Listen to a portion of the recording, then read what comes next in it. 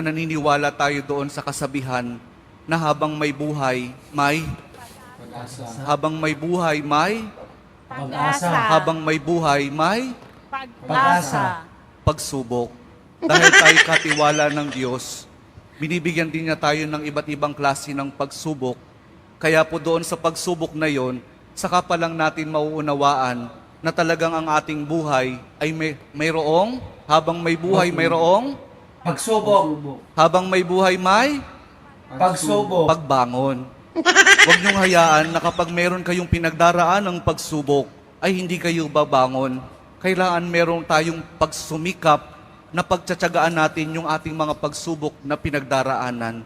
At kapag merong pagsubok at merong pagbangon, saka pa lang natin mauunawaan na talagang ang ating buhay, na habang may buhay, may Pagbangon. habang may buhay, may Pagbangon. pag-ibig. Ang pag-ibig na nagmumula kay Jesus lamang sa ating mahal na poong Jesus Nazareno.